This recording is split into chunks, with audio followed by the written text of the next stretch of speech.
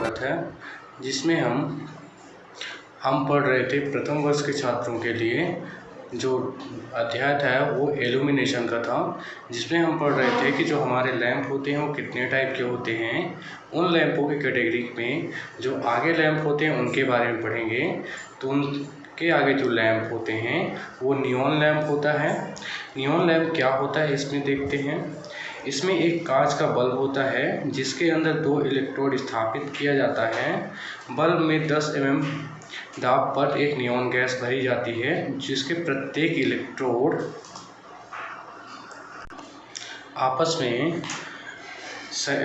एक दूसरे से प्रत्येक इलेक्ट्रोड का एक सिरा या पिन संयोजित की जाती है। नियॉन लैंप के एक इलेक्ट्रोड के श्रेणी क्रम में एक उच्च प्रतिरोधक मान का, जिसका मान 2 किलो ओम होता है, वो संयोजित कर दिया जाता है।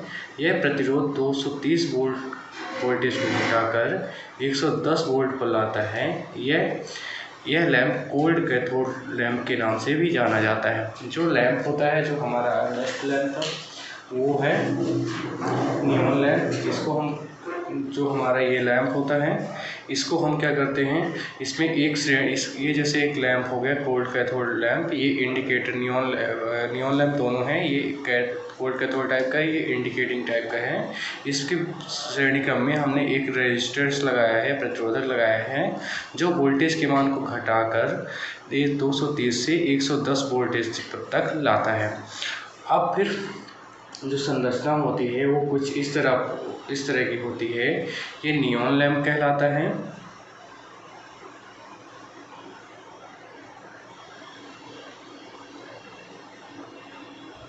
ये नियॉन इंडिकेटर लैंप होता है।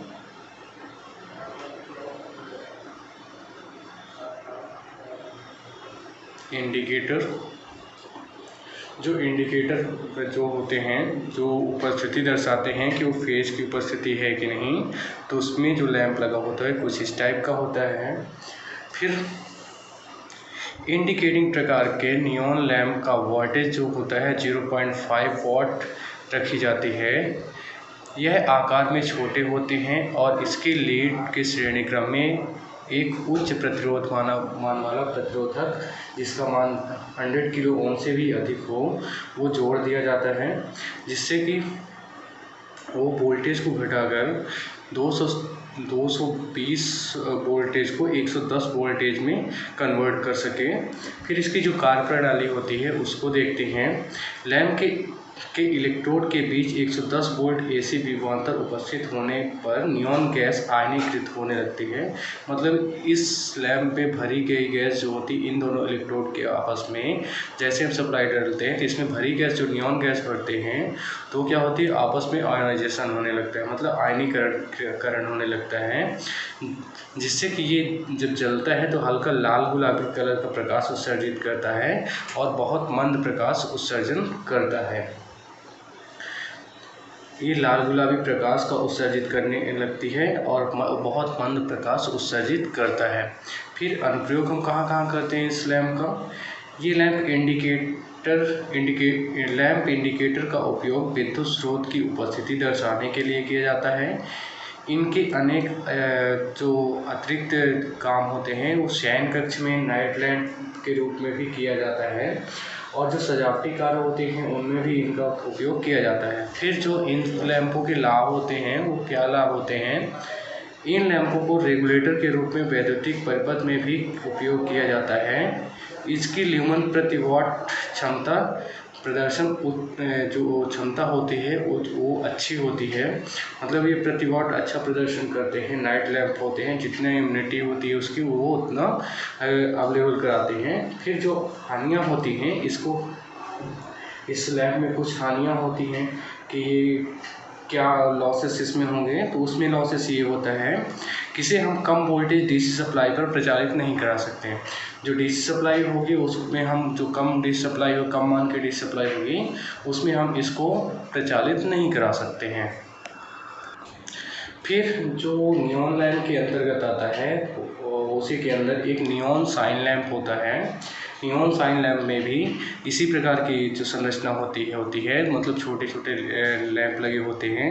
इसमें इसका उपयोग मोस्टली हम विज्ञापन कार्य हेतु करते हैं। आप लोगों ने देखा होगा दुकानों में जो शोरूम हो गए, बड़ी बड़ी दुकानें हो गई, उनमें क्या होता है कि कुछ अक्षर टाइप के बल्ब लगाए जाते हैं, जैसे यू आकृति हो गए, एस आकृति हो गई, कोई भी आकृति हो गई, तो विज्ञापन के लिए प्रयोग किए जाते हैं। तो उनमें जो लैंप लगा होता है वो कहलाता है नियॉन साइन लैंप कहलाता है।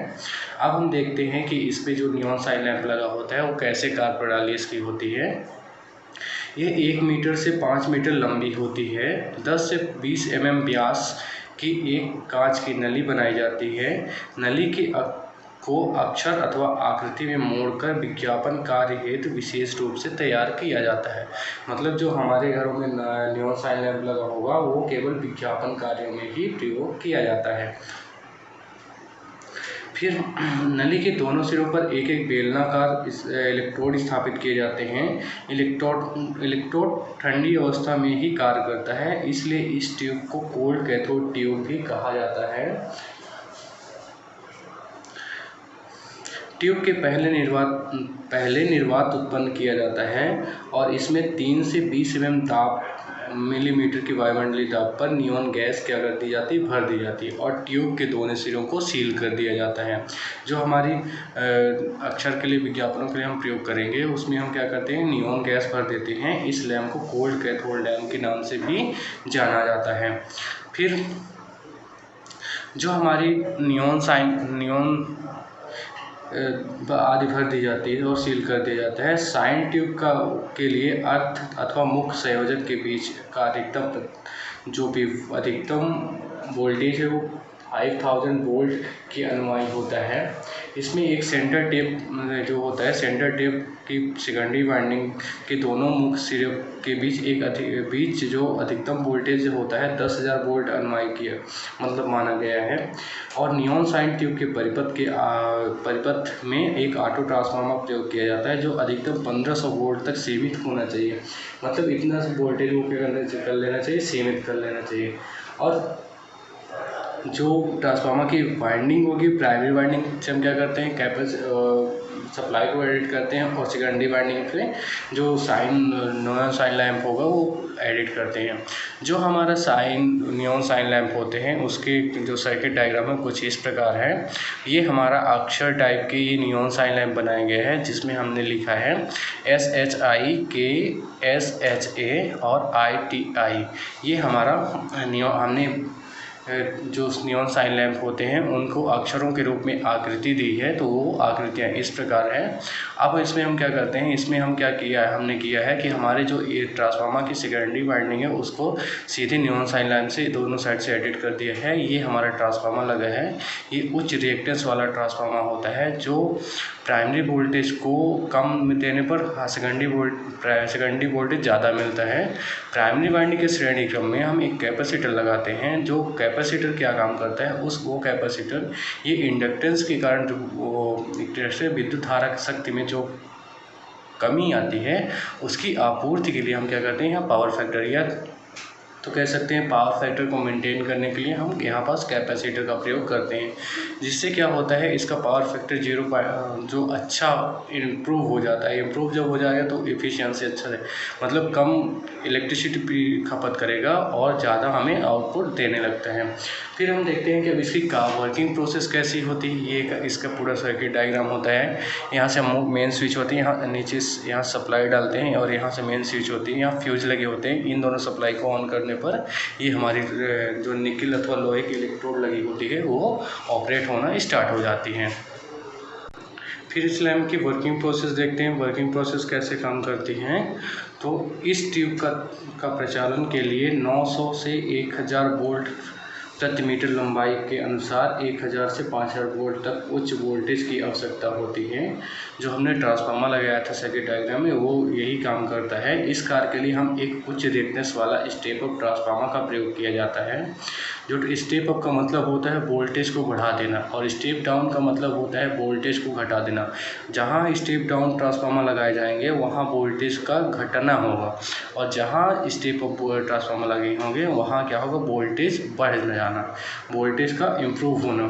परंतु डिस्चार्जिंग प्रक्रिया के प्रारंभ हो जाने के बाद विद्युत धारा का मान क्या होता है, बढ़ जाता है। ट्रांसफार्मर के उच्च रिएक्टेंस होने के कारण परिपथ में पावर फैक्टर का मान क्या हो जाता है, घट जाता है, जिसकी क्षति आपूर्ति के लिए प्राइमरी वाइंडिंग के एक्रॉस हम एक कैपेसिटर को संयोजित कर देते हैं। जो हमारा मान होता है वो क्या होता है, उस घट जाता है। इसके लिए हम क्या करते हैं, जो हमारे लैंप होगा उसको हम क्या करेंगे, वहाँ पास एडिट कर देते, कैपेसिटर जो होगा उसे एडिट कर देते हैं। अब जो हमारा नियॉन साइन लैंप होगा, आपको हमने देखा कि वो कलर वाइज होते हैं, रेड हो गया, येलो हो गया, ब्लू हो गया, हरा हो गया, पीला हो गया, इस तरह के कलर होते हैं। तो वो किन गैसों के मिश्रण से होते हैं वो देखते हैं।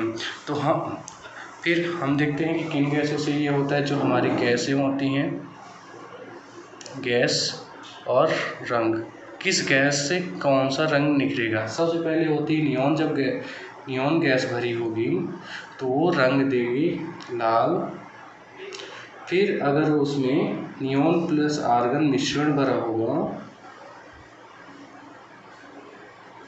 आर्गन गैस का मिश्रण भरा होगा, तब वो नारंगी लाल रंग देती हैं। फिर जो अगर पारे की वाष्प प्लस हीलियम गैस भरी होगी तो उसमें नीला कलर का प्रकाश आएगा। जब हीलियम तथा नियॉन भरी होगी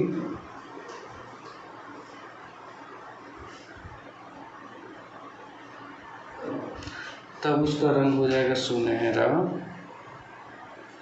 फिर अगर नियॉन और पारे की वाष्प भरी जाए, नियॉन प्लस पारे की वाष्प, तब उसका कलर हो जाता है हरा। फिर अगर हीलियम और पीले कांच की नली पर भरी जाए तो इसका कलर देता है पीला। तो ये हमारे कलर होते हैं कि जब हम नियॉन गैस भरते हैं तो लाल रंग का आता है, फिर नियॉन आर्गन भर देते हैं तो नारंगी हो जाता है। पारे की वाष्प, जो मरकरी भरा होता है पारे में, तो उसमें जो वाष्प होगी उसकी, और हीलियम गैस भर देंगे तो नीला कलर दिखने लगेगा। नियॉन प्लस हीलियम देंगे तो सुनहरा हो जाएगा, गोल्डन। फिर अगर नियॉन और पारे की वाष्प पीले कलर के रंग कांच में भर देते हैं तो वो हरा प्रकाश देने लगती है। हीलियम भरते हैं तो पीला कलर का प्रकाश देने लगती है। अब देखते हैं कि इसकी विशेषता क्या होती है। इसकी विशेषता जो विशेषता होती है, इसकी कार्यकारी आयु 10,000 घंटे तक होती है, मतलब लॉन्ग टाइम तक ये चल सकती है। फिर इसका अनुप्रयोग कहाँ करते हैं, इसका वो अनुप्रयोग विज्ञापन कार्य हेतु में मुख्य रूप से किया जाता है। अब इस लैंप के लगाने से लाभ क्या क्या होते हैं, इसके ल्यूमन प्रति वाट क्षमता और प्रदर्शन क्षमता उच्चतम होती है। मतलब एलईडी है, मतलब एलईडी की तरह अगर लैंप है तो वो क्या करेगा, ज़्यादा प्रकाश उत्पन्न करता है। फिर एयरपोर्ट, रनवे अन्य फ्लाइट लैंडिंग के समय रोशनी प्रदान करने के लिए हम एलईडी से अधिक विश्वसनीय करने के लिए जो एलईडी होता है उससे अधिक ये विश्वसनीय माना जाता है। फिर लॉसेस क्या क्या होते हैं, इस लैंप में ट्यूब के आकार की एक सममिति होती है। मतलब जो कलर होगा वो इमिटेशन होता है, वो आकार का अच्छा होता है, मतलब थोड़ा कम पाया जाता है। फिर दूसरा जो होता है, इस लैंप में प्रयुक्त आर्गन गैस का प्रयोग ठंडे मौसम में नहीं किया जा सकता, क्योंकि ठंडी होने के कारण इसमें क्या करते हैं, इसमें आर्गन का प्रयोग नहीं कर सकते हैं। फिर जो हमारा दूसरा लैंप होता है वो कार्बन आर्क लैंप होता है, उसको देखते हैं किस तरह काम करता है। ये लैंप इस तरह वो कार्बन आर्क लैंप है। इसकी संरचना जो होती है, यदि दो इलेक्ट्रोडों के बीच में लगभग 1.5 से 6 mm का एयर गैप रखते हुए उन पर विभवांतर आरोपित किया जाए तो इलेक्ट्रोड के बीच एक आर्क पैदा हो जाता है जो तीव्र प्रकाश उत्पन्न करता है। मतलब जो हमारा इलेक्ट्रोड होगा, जैसे इस डायग्राम में ये धन इलेक्ट्रोड है, ये ऋण इलेक्ट्रोड है, इन दोनों के बीच का जो गैप होता है 1.5 से 6 mm रखा जाता है। जैसे इन दोनों पर स्पार्किंग पैदा होगी तो एक तीव्र प्रकाश पैदा होता है। जब तीव्र प्रकाश पैदा होता है, इस पर एक रिफ्लेक्टर लगाया जाता है। ये रिफ्लेक्टर क्या करता है, प्रकाश को परावर्तित कर देता है। इसी सिद्धांत पर आर्क लैंप कार्य करता है। इसमें मुख्यतः 2 कार्बन धन और ऋण छड़ें होती हैं जो जिसके सिरे नुकीले होते हैं। इनमें धन छड़ जो होती है ऋण छड़ की अपेक्षा 2 गुनी मोटी होती है। धन छड़ के श्रेणी क्रम में एक प्रतिरोधक संयोजित कर दिया जाता है जो बैलास्ट कहलाता है। दोनों इलेक्ट्रोडों के मध्य 1.5 से 6 mm का एयर गैप रखा जाता है। जो एयर गैप की ओर होता है उसी की एक साइड रिफ्लेक्टर लगा होता है। ये हमारे जो आर्क लैंप है ये कहलाता है कार्बन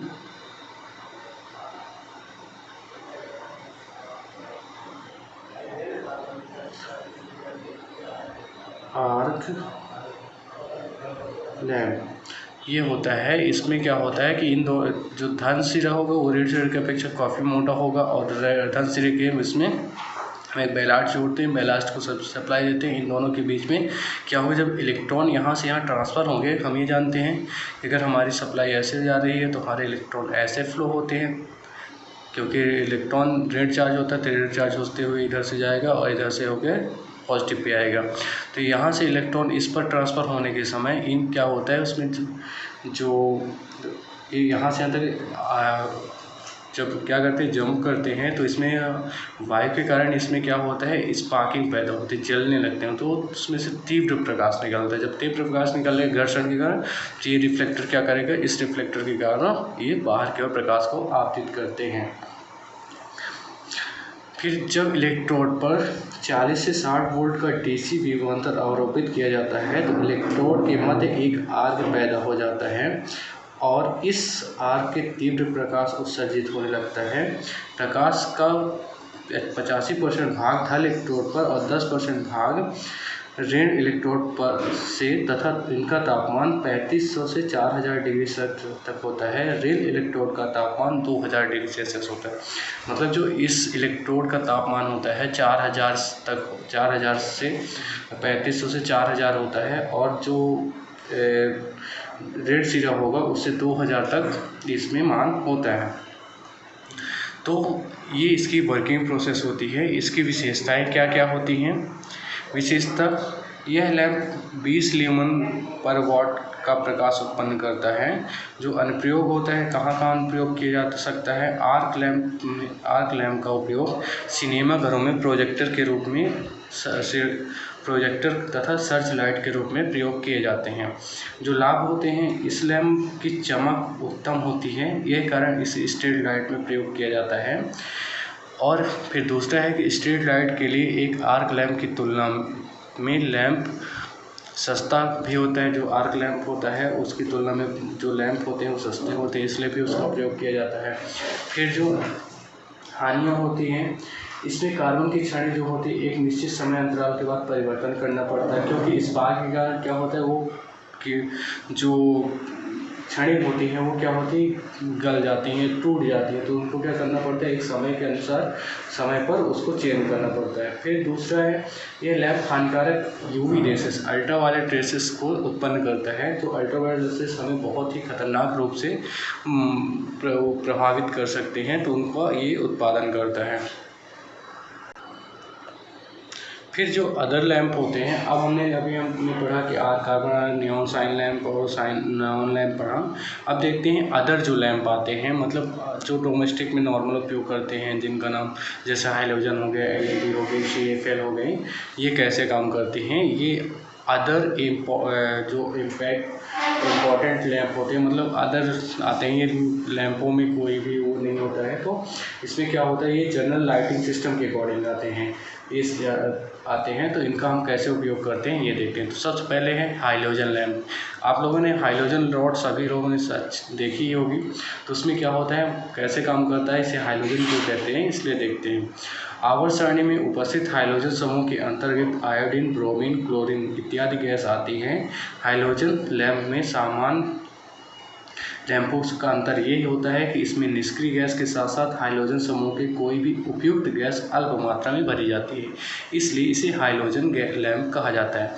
जो हाइड्रोजन होगा उसमें हम क्या करेंगे, हाइड्रोजन समूह हीलियम, ब्रोमीन, आयोडीन, क्लोरीन इस तरह की होगी, तो इसमें क्या करते हैं हम थोड़ी मात्रा में भर देते हैं।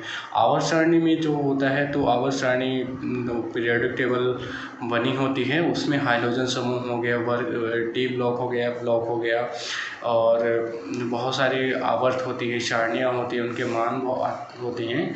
तो उनमें क्या होता है, आयोडीन और या तो ब्रोमीन या क्लोरीन की गैस क्या होती है, हाइड्रोजन लैंप में भर दी जाती है। निष्क्रिय गैसों के साथ इसको भी भर दिया जाता है। अब इसकी संरचना देखते हैं कैसी होती है। इसकी संरचना, इसमें एक क्वार्ट्ज कांच से बनी एक लंबी पतली नली होती है, जिसमें टंगस्टन का क्वाइल्ड फिलामेंट स्थापित किया जाता है। क्वार्ट्ज के नली के से बनी नली का प्रयोग उच्च तापमान सहनशीलता के कारण किया जाता है। तो हमारा जो रॉड होता है कुछ इस तरह होता है। इसमें क्या होता है कि जब ज़्यादा तापमान सह सकता है, क्वार्ट्ज का जो होता है ज़्यादा तापमान सह सकता है। इसमें फिर इस लैंप में हाइड्रोजन समूह की गैस उपस्थिति का प्रमुख लाभ यह होता है कि टंगस्टन के वाष्पीकृत अणु पुनः फिलामेंट में पर जम जाते हैं। टंगस्टन के वाष्पीकृत अणु दूर ना फैल सकें, इसीलिए इसमें नली संकीर्ण और उच्च तापमान सहने वाली बनाई जाती हैं, और जो जिससे फिलामेंट का तापमान क्या होता है, उच्च गर्मी सह सकता है। तो इसमें जो हम इसीलिए बनाते हैं कि वो उच्च तापमान सह सके, और निष्क्रिय गैस के साथ जो होती है तो हाइड्रोजन समूह की कोई भी गैस भर देते हैं, तो जिससे फिलामेंट लगा होता है, इसमें क्या होगा, इसकी परत जम जाती है, जिससे वो आयनाइजेशन नहीं हो पाता। ये फिलामेंट होता है या ये कनेक्टिंग लीड होती हैं। ये इसे संकीर्ण ट्यूब कहते हैं, मतलब एक पतली नली होती है, यहाँ से यहाँ तक पूरी पतली नली होती है। ये दोनों कॉन्टैक्ट पॉइंट होते हैं, जिसमें हम क्या कहते हैं, हाइड्रोजन होल्डर में लगाकर ऑपरेट कर सकते हैं। इसमें कोई भी रिएक्टेंस, उच्च रिएक्टेंस ट्रांसफार्मर में या कोई भी किसी भी चीज़ की ज़रूरत नहीं पड़ती है। अब विशेषता देखते हैं। तो इस लैंप की दक्षता जो होती है 25 से 35 ल्यूमेन पर वॉट तथा कार्यकारी आयु सामान्य लैंप की तुलना में दोगुनी होती है। जैसे कोई भी अगर लैंप हो गया, उसकी जो कार्यकारी है, जैसे हम इनकैंडेसेंट लैंप देखते थे, उसमें जो 350 आवर्स तक चलते थे, तो इसमें से उससे ज़्यादा होती है, मतलब दोगुना। जैसे वो 100, 200, 300 घंटे चल सकते हैं, तो 600, 500, 400 घंटे तक चल सकती है। इसमें प्राय 300 वाट, 500 वाट और 1000 वाट क्षमता के बनाए जाते हैं। जो इनकी बनाने की क्षमता होती है रॉड की, वो 300, 500 और 1000 क्षमता के बनाए जाते हैं। जो अनुप्रयोग होता है, कहाँ कहाँ हम इसका अनुप्रयोग करते हैं, हाइड्रोजन लैंप में स्टेडियम, हवाई अड्डे, रेलवे स्टेशनों में आदि में किया जाता है। फिर इस लैंप को लगाने से लाभ क्या क्या होता है, इनकी कार्यकारी क्षमता जो होती है उच्च होती है, मतलब अत्यधिक प्रकाश भी देता है और लॉन्ग टाइम तक चल सकता है। इन लैंपों में बैलास्ट का प्रयोग करने की आवश्यकता नहीं होती है, तो हम इन लैंपों में क्या करते हैं, बैलास्ट हो गया, जैसे ट्रांसफार्मर हो गया, तो उनका प्रयोग नहीं करते हैं, क्योंकि ये नॉर्मली आसानी से चलाए जा सकते हैं। इन लैंपों में अत्यधिक ऊष्मा उत्पन्न होती है। ये लॉसेस होते हैं कि इसमें अत्यधिक ऊष्मा उत्पन्न होती है। एलईडी की तुलना में कम जो होता है प्रकाश, इन लैंपों का प्रकाश एलईडी की तुलना में कम होता है। ये डिसएडवांटेज होते हैं इन लैंपों के। तो अब देखते हैं कि जो हमारे लैंप होते हैं, फिर दूसरा लैंप है अदर लैंपों में, वो है CFL, कॉम्पैक्ट फ्लोरोसेंट लैंप। यह लैंप एक जो हमने फ्लोरोसेंट ट्यूब पढ़ी थी उसी के समान होता है, जिसे CFL कहते हैं। वो उसी की प्रक्रिया पर काम करता है, कॉम्पैक्ट फ्लोरोसेंट लैंप। इसमें देखते हैं, इस लैंप की कार्य प्रणाली फ्लोरोसेंट लैंप के समान ही होती है। इसे CFL के नाम से भी जाना जाता है। इन लैंपों का प्रयोग इनकैंडेसेंट लैंप के स्थान पर किया जाता है। इसमें उच्च प्रतिरोधक वोल्टेज के लिए एक इलेक्ट्रॉनिक सर्किट का प्रयोग किया जाता है। जो इलेक्ट्रॉनिक परिपथ क्या करती है, वोल्टेज धारा और वोल्टेज को नियंत्रित करती है।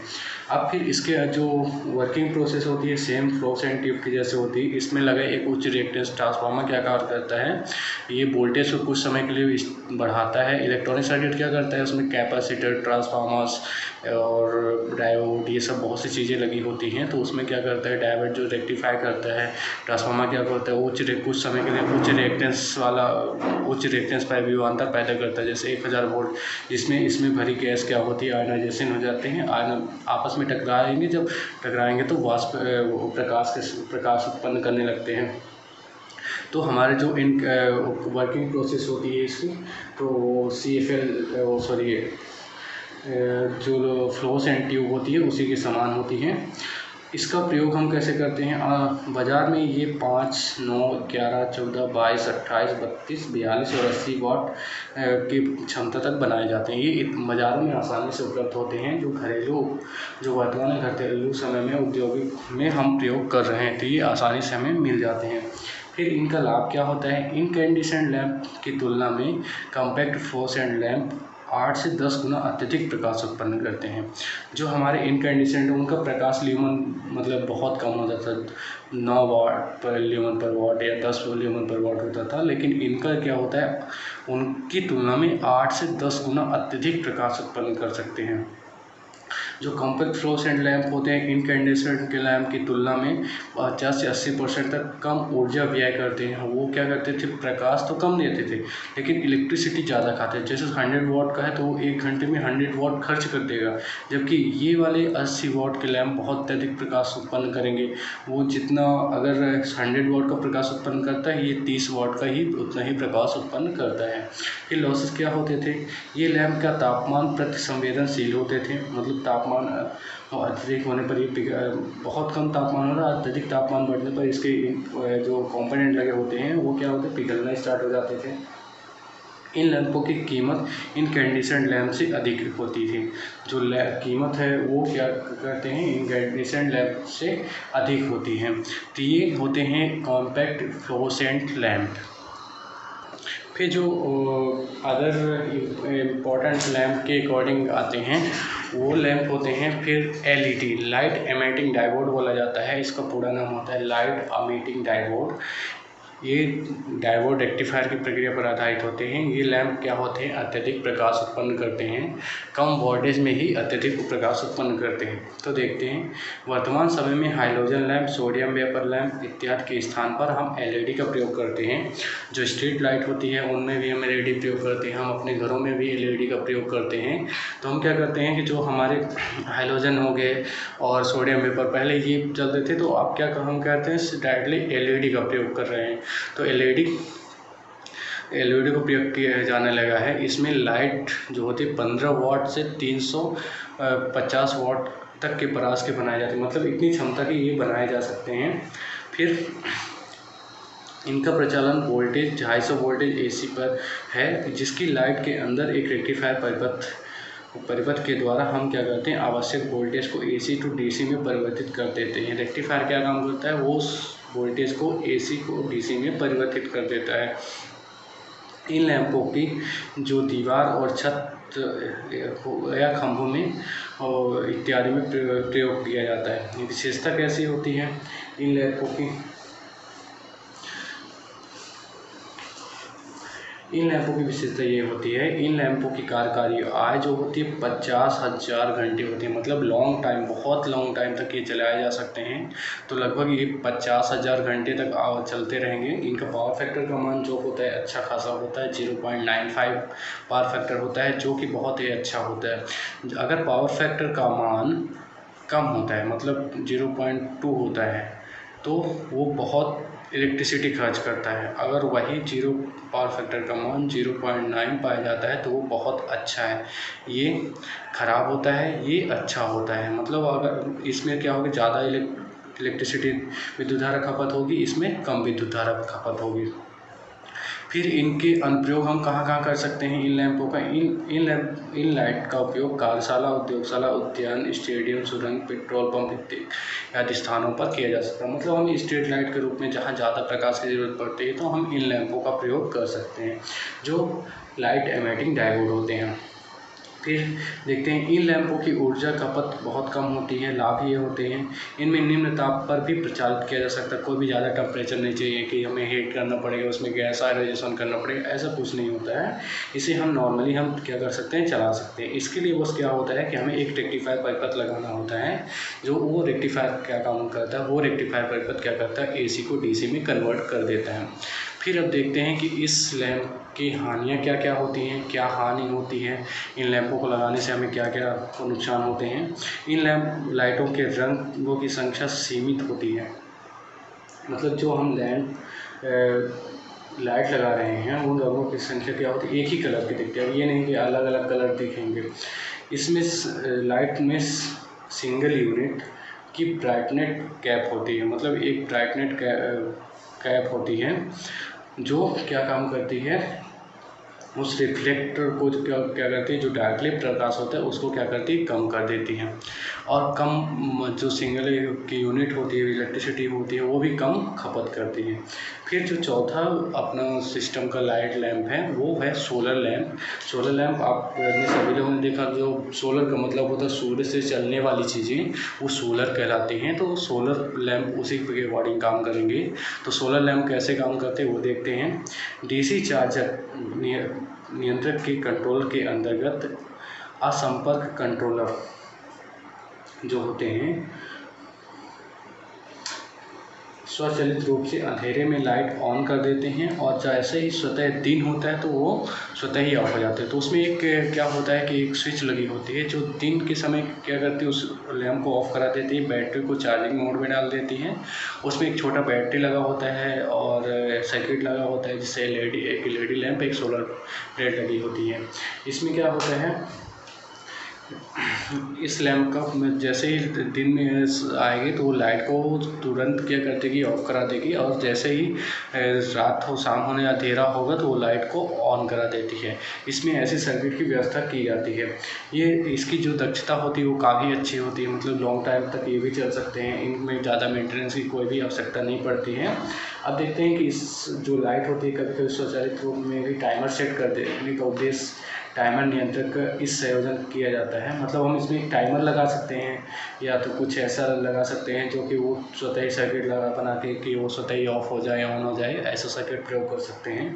अब इन सर्किटों का देखते हैं प्रयोग क्या है। इन लैंपों का प्रयोग मैदानी और सड़कों इत्यादि स्थानों में किया जाता है। जैसे बड़े बड़े मैदान हैं, वहाँ हम इलेक्ट्रिसिटी नहीं पहुँचा सकते, लेकिन वहाँ क्या होता है, प्रकाश पहुँच रहा है। जब प्रकाश वहाँ पहुँच रहा है तो हम क्या कर सकते हैं, वहाँ पास उस लैंप को स्थापित कर सकते हैं। अब जैसे लॉन्ग टाइम में पहाड़ी इलाके हैं, वहाँ हम क्या करते हैं कि हमारी जो इलेक्ट्रिसिटी है पहुँचाने में बहुत खर्च हो रहा है, तो हम क्या करते हैं, इस लैंप को, सोलर सिस्टम लैंप को ले जाकर इंस्टॉल कर देते हैं, तो वहाँ वो चलने लगता है। अब इस लैंप से जो लाभ होते हैं देखते हैं कौन कौन से लाभ होते हैं। ये वातावरण के अनुकूल होते हैं तथा वातावरण को किसी भी प्रकार की हानि नहीं पहुंचाते हैं। मतलब इनमें कोई भी रिफ्लेक्ट, जैसे कि गैस निकले या तो मरकरी आर्गन गैस भरी हो तो कुछ गैस भरी हो तो इसमें जैसे हम डिस्ट्रॉय करेंगे तो वो नुकसान पहुँचाए, ऐसा कुछ नहीं होता है। इसमें केवल सूर्य से एनर्जी लेगा और वो इलेक्ट्रिसिटी ले जाकर उसको LED जो लैंप लगा होगा, जो लैंप लगाएंगे वो उसमें क्या करेगा, वो खर्च कर देगा। उसमें क्या है कि रोज़ आपकी इलेक्ट्रिसिटी बनेगी और प्रतिदिन बनती है और प्रतिदिन क्या होती, खर्च हो जाती है। दूसरी प्रॉफिट ये होता है कि ये बार बार इनकी स्थापना के पश्चात इन लैंपों का अनुरक्षण की कम आवश्यकता पड़ती है। मतलब ये लॉन्ग टाइम तक अगर आपने एक बार इंस्टॉल कर दिया तो लगभग 10 से 15 साल तक कोई भी मेंटेनेंस खर्च नहीं आता है। फिर हानियाँ क्या होती है, अन्य प्रकाशीय लैंपों की तुलना में इसका प्रारंभिक स्थापना मूल्य अधिक होती है। बस यही डिसएडवांटेज होता है कि जब हम इसको पहली बार इंस्टॉल करते हैं तो इसमें थोड़ा कॉस्टली होता है। मतलब अगर हम लगा रहे हैं तो उसमें क्या होगा कि लैंप जो हमारा होगा वो थोड़ा ज़्यादा खर्चीला होता है, तो लगाने का इसमें कॉस्ट जो होता है वो ज़्यादा आता है, तो इसलिए हम क्या करते हैं, इसको लगाना थोड़ा ईजिली नहीं होता है। फिर ये देखते हैं कि ये डायग्राम है, यहाँ से यहाँ सोलर पैनल लगा हुआ है, या LED है, लैंप लगा हुआ, कोई भी लैंप हो सकता है, LED हो गया, CFL हो, कोई लैंप हो गया। यहाँ पास लगा होगा। ये सूर्य की रोशनी इस सोलर सिस्टम में पड़ेगी, सोलर पैनल पे। ये पैनल क्या काम करेगा, ये लगा हुआ है सोलर पैनल।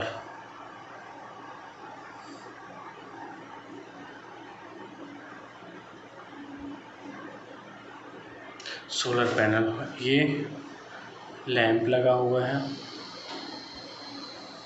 ये स्टैंड है इसका, ये बेस है, ये इतनी चीज़ें होती है। तो हम यहाँ से सोलर जैसे सोल के क्या करते हैं, तो ये इलेक्ट्रिसिटी जनरेट होने लगती है। और रात के समय तो इलेक्ट्रिसिटी नहीं होती, तो स्टोरेज के लिए हम क्या करते हैं, एक बैटरी कर देते हैं जिसको रात के टाइम चलेगी, दिन के टाइम चार्ज होती रहेगी और रात टाइम ये ऑन हो जाती है। अब देखते हैं कि जो हमारा डेकोरेटेड लाइटिंग सिस्टम होता है वो कैसे होते हैं। डेकोरेटेड का मतलब होता है सजावटी कार्य के लिए, जो सजावटी कार्य के लिए लाइटें होती हैं वो कैसे प्रयोग की जाती हैं। तो हाँ, अब हम देखते हैं डेकोरेटेड सिस्टम। डेकोरेटेड सिस्टम में क्या होता है कि आप लोगों ने सभी देखा होंगे, फुलझड़ियाँ होती हैं, लाइटिंग होती हैं जो ब्लिपिंग करती हैं, ब्लिंक करती हैं, मतलब जलती बुझती हुई चीज़ें होती हैं। देखने में आप लोग सजावटी कार्यों के लिए इनका प्रयोग करते हैं। तो कैसे लैंप बनाते हैं, हम उसको अपने घरों में भी बना सकते हैं, कैसे बना सकते हैं वो देखते हैं। तो डेकोरेटेड लाइटिंग सिस्टम में आप देखते हैं सीरीज निम्न वोल्टेज की लड़ियाँ कैसी बनाई जाती हैं, उनके कैसे हम वोल्टेज निकाल सकते हैं, कैसे हम उनको बना सकते हैं। इस प्रकार की लड़ियों के में अनेक बल्ब श्रेणी क्रम में संयोजित किए जाते हैं। तो फार्मूला ये होता है, जो बल्ब होते हैं उनकी संख्या कैसी होती है, बल्बों की संख्या बराबर स्रोत में कितना वोल्टेज सप्लाई कर रहे हैं और एक बल्ब का वोल्टेज कितना है। मतलब जैसे कोई भी 3 वोल्टेज की एक लैंप हो गई तो हम कितना, अब हमें ये पता करना है कि हम उस श्रेणी क्रम में कितनी एलईडी को जोड़ सकते हैं। जैसे 50 जोड़ सकते हैं, 100 जोड़ सकते हैं या 100 से 150 जोड़ सकते हैं। तो वो डिपेंड करके उस एलईडी के वोल्टेज पर। तो हम यहाँ डालेंगे सप्लाई वोल्टेज, यहाँ लिखेंगे एक बल्ब का वोल्टेज प्लस फिर से सप्लाई वोल्टेज, एक बल्ब का वोल्टेज और उसका 5% निकालेंगे। ये निकालने पर क्या होगा कि हमें पता चल जाएगा हमें बल्बों की संख्या कितनी रखें, हम कितने बल्ब रखें तो हमारा जिससे नुकसान हो, जलता भी अच्छी प्रकाश भी अच्छी हो, उत्पादन भी हो और हमारा जो भी नुकसान ना हो, तो वो देखते हैं।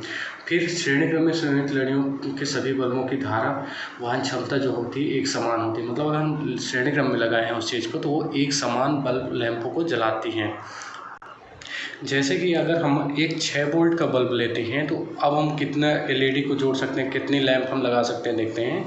6 वोल्ट का एक बल्ब लेते हैं बल्ब की लड़ियाँ बनाने के लिए, तो हमारा जो सप्लाई का मान है वो 230 है बटे 6 प्लस 230 बटे 6 का 5% निकालेंगे। तो इसमें जब इसका भाग देंगे तो ये 38 आएगा। तो 6 तिरिक 18 हो जाएगा और 8 छक्का 54 हो जाएगा। तो ये 38 आता है और इसको घटाने पर ये 2 मान आता है।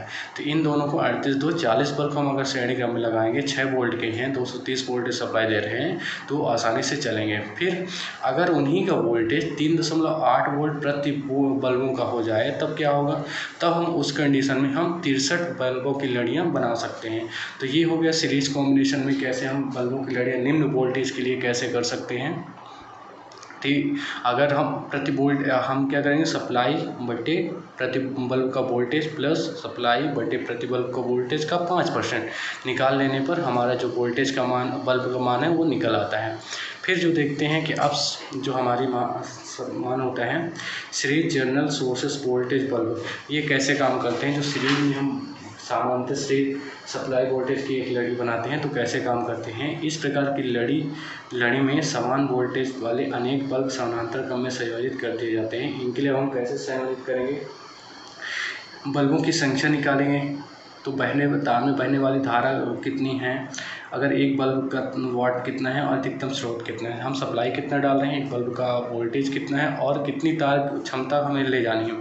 जैसे एक क्वेश्चन है हमारे पास, 15 वाट के बल्बों के लिए हम 250 वोल्टेज सप्लाई प्रदान कर रहे हैं जिसमें प्रत्येक जो रेटिंग है वो 5 एम्पियर की है। इसमें फ्लेक्सिबल तार लिया। अन्य फिटिंग कार्यों के लिए बल्बों की संख्या किस प्रकार ज्ञात की जा सकती है।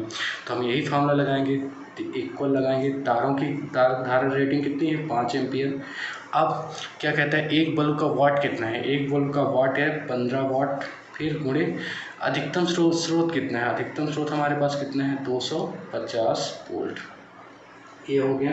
तो अब हम इसको जब क्या करेंगे, डिवाइड है तो गुणा करेंगे तो इसमें जो मान आएगा काटने पर 0.06 हो जाता है। तो अब इसको डिवाइड कर देंगे तो कितना हो जाएगा, 83 बल्ब हमारे जो होंगे आ जाएंगे, जो हमें लगाने हैं एक लड़ी पर।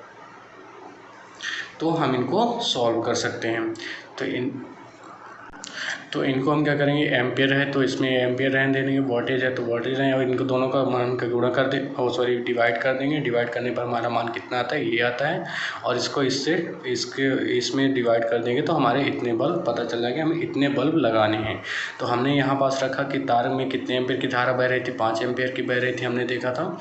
फिर जो एक बल्ब का स्रोत कितना था, एक बल्ब का वोल्टेज कितना 15 वाट था, और दूसरा अधिकतम स्रोत कितनी सप्लाई डाले थे, 250 वोल्टेज डाले थे, तो वो हमने देखा। फिर हम देखते हैं कि series of blinking short of bulb, मतलब जो हमारे जलती बुझती बल्बों की लड़ियाँ हैं वो कैसे काम करती हैं वो देखते हैं। इस प्रकार के कम वोल्टेज वाले बल्बों की लड़ियों के श्रेणी क्रम में एक ट्यूबलाइट, स्टार्टर या फ्लैशर प्रयोग करके संयोजित करने पर बल्ब क्या होते, जलते बुझते रहते। स्रोत में सप्लाई बल्बों की लड़ियों को जलते बुझने के लिए एक ड्रम स्विच का प्रयोग किया जाता है। फ्लैशर बल्बों की विद्युत धारावान क्षमता 300 मिली एम्पियर तक हो सकती है। तो जो हम क्या करते हैं, अगर हमें लड़ियाँ एक समान लड़ियाँ जल रही हैं तो उनको क्या करना है, ब्लिंक कराना है, मतलब जलती बुझती दिखे तो हम या तो स्टार्टर प्रयोग करेंगे। स्टार्टर क्या करता है, 25 बार जोड़ता तोड़ता तो वो लैंपों का क्या करेगा, एक साथ जोड़ेगा तोड़ेगा। इसके लिए हम एक्सपेरिमेंट कर सकते हैं कि जो हमारे लैंप होते हैं उनको हम सबको श्रेणी क्रम में जोड़ दें, जितना वोल्टेज हो हम इससे निकाल सकते हैं कि कितना चला सकते हैं, कितना हम इंक्लूड कर सकते हैं, कितने बल्ब को ब्लिंक करते हैं। उसके जगह पर स्टार्टर या फ्लैशर को जोड़ सकते हैं। फ्लैशर भी क्या करता है, परिपथ को ब्लिंकिंग कराने का काम करता है, जिससे हमारी लड़ियाँ क्या होगी, जलती बुझती रहेंगी। और इनके लिए क्या होता है, हम क्या करते हैं, एक ड्रम स्विच का प्रयोग करते हैं। जो ड्रम स्विच क्या काम करती है, वो एक मशीन से चलित आधारित होती है। वो क्या काम करती है, वो परिपथ को जोड़ने और तोड़ने का काम करती है, जिससे हमारी लड़ियाँ क्या होती, जलती बुझती हुई दिखती हैं। ये हमारा ड्रम स्विच है। अब देखते हैं ये ड्रम स्विच कैसे काम करता है। जो परिपथ होता है, कुछ परिपथ आरे किस तरह होता है। यहाँ पास ड्रम स्विच लगाया है, क्या ऊपर की रिंगे हैं, वुडन का एक लकड़ी का जो राउंड अप है, ये इसमें बॉल बेयरिंग स्टैंड लगा दिए गए हैं। जो जोड़े ये कपलिंग की हो, यहाँ मोटर लगा है छोटा सा, जो क्या करेगा, इस पूरे सॉफ्ट को घुमाने का काम करेगा, और जिससे हमारे क्या होगी, इन कॉन्टैक्टर से टच करेंगे। जैसे ही टच करेंगे तो सप्लाई जिससे जुड़े हुए बल्ब क्या होंगे, चलने लगे। देखते हैं होता क्या है। ड्रम स्विच एक ऐसी सजावटी प्रकाश युक्ति है जिसके एक कम गति की मोटर द्वारा ड्रम स्विच को घुमाया जाता है, जो किसी भी एक साथ कई परिपथों को एक नियत गति पर ऑन ऑफ करा सकती हैं। तो जो हमारी ड्रम स्विच क्या करती है, एक साथ कई परिपथों को ऑन ऑफ करा सकती है। इसमें मुख्यतः निम्न घूर्णन गति वाले सिंगल फेज मोटर या लकड़ी का बेलन होता है। जो बेलन प्राय 3 से 6 तांबे की तार अथवा पीतल के छल्ले खंडों में स्थापित होते हैं। पूर्ण छल्ला, इसमें क्या होते हैं, एक पूर्ण छल्ला चढ़ा दिया जाता है। जैसे पूर्ण छल्ला इसलिए चढ़ाते हैं कि उसमें सप्लाई क्या हो, एक कंटिन्यूटी में बनी रहे। तो इस डायग्राम में ये है। तो हमने पहले देखा, ये हमारी पूरी रिंग है, ये 4 या 6 के जोड़ों में हम चढ़ा देते हैं, जिससे यहाँ सप्लाई होती हुई आती है। ये हमने लैंप लगाया है, यहाँ से हम सप्लाई इन करा रहे हैं। मोटर को एक कम स्पीड वाली होती है, और यहाँ पे हम क्या कर रहे हैं, ये कंटिन्यूटी हमारी जो रिंग लगी है, और इन रिंगों से ये आपस में क्या है, कनेक्टेड है। जब कनेक्टेड है तो जैसे ही इसमें सप्लाई इन टर्मिनलों से टच होगी तो ये जिससे जुड़े हुए लैंप क्या हुए, जैसे ये वाले लैंप से हमारा L3 और इधर L3, ये L3 लैंप जलेगा। ये लड़ियाँ क्या होगी, जलती बुझती। आप इसी तरह कनेक्शन करके इनका बना सकते हैं। और जो न्यूट्रल होगा वो न्यूट्रल हमने क्या कर दिया है, कॉमन कर दिया है। तो बल्बों की लड़ियों के अक्षर आकार वृत्ताकार किसी भी आकृति में लगाए जा सकते हैं। ड्रम स्विच से सामान्यतः 15 वाट से के और 2000 से 3000 बल्बों को नियंत्रित किया जा सकता है। मतलब इतनी संख्या में हम क्या करते हैं, एक ड्रम स्विच से उन बल्बों को नियंत्रित करें। जैसे वोल्टेज बढ़ता जाएगा वैसे बल्बों की संख्या कम होगी, और जैसे ही बल्बों की वोल्टेज कम होंगे तो बल्बों की संख्या बढ़ जाती है। धन्यवाद।